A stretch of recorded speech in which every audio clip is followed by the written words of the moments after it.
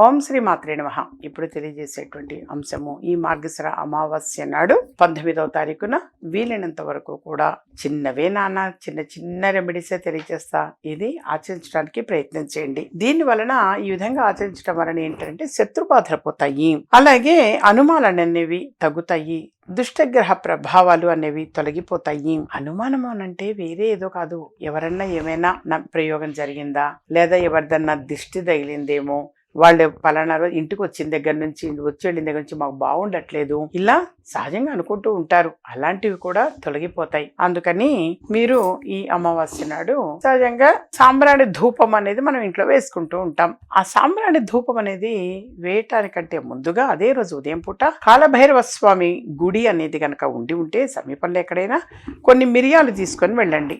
గుడికి కొన్ని మిరియాలు తీసుకురండి, కాలభైరవుడి దగ్గర ఉంచి పూజించి అవి వాపస్ తీసుకొచ్చుకోండి. మీరు సాంబ్రాణి ధూపం అనేది వేసినప్పుడు అందులో రోజు 1 2 మిరియాలు అందులో వేయండి. అలాగే ఆవాలు కూడా, తెల్ల ఆవాలు అని చెప్పేసి ఉంటే నాన్న, అది నెగటివ్ ని పోగొట్టేటువంటి అద్భుతమైన శక్తి కలిగినటువంటిది. ఆ తెల్ల ఆవాలు కూడా కొన్ని గింజలు ఆ ధూప్ స్టిక్ అందులో వేయండి. వేసి చక్కగా పూజ గది కావచ్చు, ఇల్లు కావచ్చు, మొత్తం కూడా చూపించేసేయండి. ఇల్లు మొత్తం కూడా చూపించి అమ్మవారి శ్లోకాలు చదువుకోండి, లేదా నరసింహస్వామి వారివి చదువుకోండి. చక్కగా మీరు చదవచ్చు. ఇది ఇట్లా ధూపం మొత్తం చూపిస్తూ ఉగ్రం వీరం మహావిష్ణు జ్వలంతం సర్వతోముఖం నృసింహం భీషణం భద్రం మృత్యుం నమామ్యహం, అది కానీ, లేదా అమ్మవారిది అమ్మల గన్నయ్యమ్మ ముగురమ్మల మూలపడమ్మ చాలా పెద్దమ్మ సురారుడమ్మ కడుపారుడు చిన్నయ్యమ్మ ధనులో నమ్మిన వేలుపుటమ్మల మనముల నుండెడి అమ్మ దుర్గా మాయమ్మ కృపాబ్దీచుట మహత్వ కవిత్వ పటుత్వ సంపదల్. చక్కగా దుర్గా అమ్మవారిది ఆ శ్లోకం అదేనా సరే చదవండి. ఇది కూడా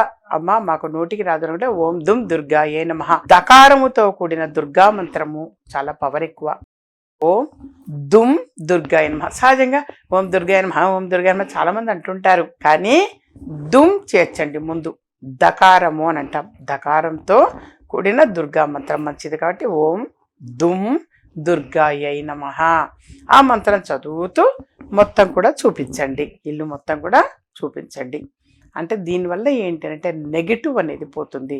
యథార్థంగా నరదృష్టి, నరఘోష, ఏడుపు, దుష్టగ్రహ బాధలు, పీడలు ఇవన్నీ కూడా తొలగిపోయే అవకాశం ఎక్కువ ఉంటుంది. కాబట్టి సాంబ్రాణి ధూపము అనేది ఇల్లు మొత్తం కూడా చూపించండి. సహజంగా వారానికి 1 సారి 2 సార్లు అందరూ వేసుకుంటూనే ఉంటారు సాంబ్రాణి ధూపం. కొంతమంది రోజు కూడా వేస్తారు, చాలా చాలా మంచిది. ఒకవేళ అలా వేసినా వేయకపోయినా అమావాస్య నాడు మాత్రం తప్పనిసరిగా వేయండి. వేస్తే నెగటివ్ అనేది మొత్తం కూడా దూరం అయిపోతుంది.